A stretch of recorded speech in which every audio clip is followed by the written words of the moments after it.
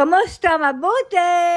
For today's video. For today's video ay gora ang person kahit na masama ang pakaramdam at umuulan ng araw na yan. Paubos na kasi yung aming gamot na iniinom at tatlo nga kami naghahati-hati doon, si Lola at saka si Nili at ako. Kaya mabilis din na naubos at araw pa nga yan ng Biyernes at kinabukasan ay sarado lahat ang mga tindahan kaya naman kinailangan ko na lumabas para bumili. Wala nga sana akong balak lumabas ng araw na yan dahil masama ang pakaramdam ko pero dahil wala kaming iinumin na gamot kinabukasan kaya napilitan na din ako. Sa tulad ko nga na stay in sa trabaho ay mahirap magkasakit kahit masama ang pakiramdam ay kailangan magtrabaho.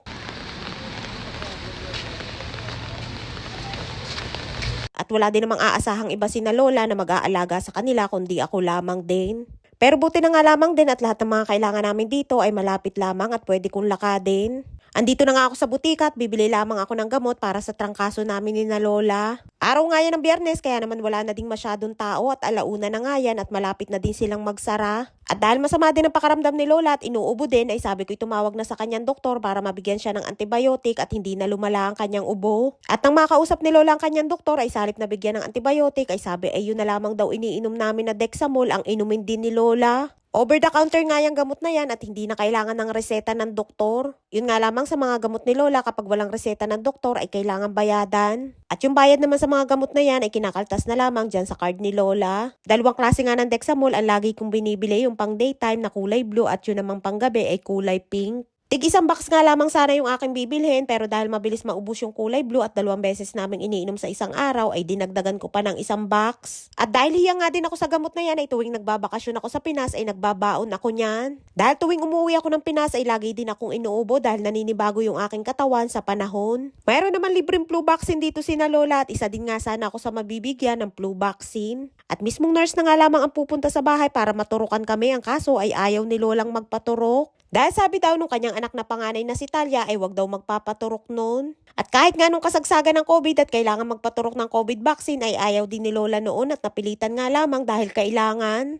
At kahit nga ako ay ayaw ko din magpaturok ng COVID vaccine noon pero dahil kailangan ng COVID vaccine certificate kapag nagbabakasyon sa Pinas noon ay napilitan na din akong magpaturok. Ay nga't pagkatapos kong bumili ng gamot ay dumiretso na din ako dyan sa grocery store para mamili. Kahit nga meron pa kami mga stock sa bahay, bumili na din ako ng mga ilang pandagdag para hindi na ako palabas-labas. At dahil masama din nga ang pakaramdam ni Lola at hindi makakain ng ayos ay nagpabili sa akin niyang cake. Ka-paislike ang aking mga alaga lalo na si Lola kaya kapag masama ang pakaramdam at hindi makakain basta may kape at kapartner niyang cake ay ayos na. At minsan nga ay gumagaan din ang pakaramdam ni Lola kapag nakainom ng kape. Yan, nato ko.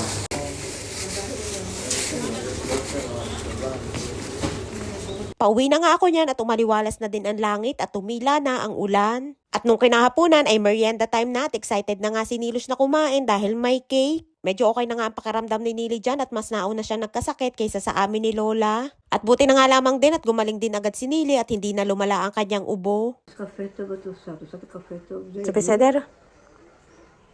Kafe Biseder? Kaya kafe to, kafe dito, kafe to.